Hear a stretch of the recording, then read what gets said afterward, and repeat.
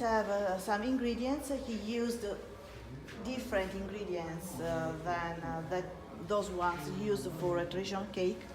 The final result was really ugly as a look, but the taste was incredible. And that's why he decided to call this final result Pasticcioto Little Mess. Allora, questa è la pasta frolla, Ok. pastata farina, uova, zucchero e come grasso viene usato strutto raffinato. Okay, this is the dough is a short crust pastry made with flour, eggs, sugar, Zucchero e strutto raffinato. and lard. For making the original pasticciotto, we don't use butter, but we used lard. Poi come lievito viene messa l'ammonio bicarbonato per farlo sviluppare durante la cottura. Ok, cos'è l'ammonio? L'ammoniaco. Non so se the yeast used is not the yeast that we have used for the bread, but it is called Ammonio bicarbonato. ammonio bicarbonato. That is Anche another lievito baking si chiama. lievito baking. Baking.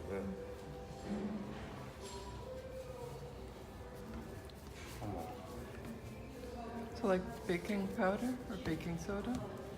Baking soda. Baking soda. Yes.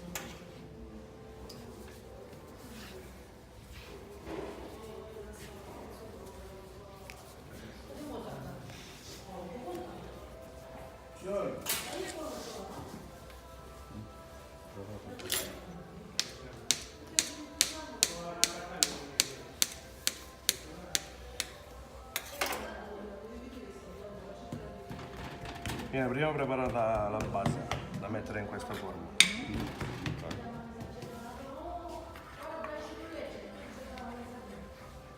Poi viene farcito con la crema pasticcera. So first you create the base, and then you use the custard for filling the little cake. And then you have to cover. Poi viene preparata la parte superiore che deve essere un po' più sottile, un po' più schiacciata. Of course, the top is thinner. Poi durante la chiusura viene data questa forma per far uscire, diciamo, una parte più alta al centro. And as you can see, the shape is that one of a sort of plum cake. Che questa poi è la forma caratteristica del pasticciotto. And this is the traditional pasticciotto leccese or salentino. Adesso devono farlo loro però. Sì, sì. Okay, now you have seen the process, and now it's your turn.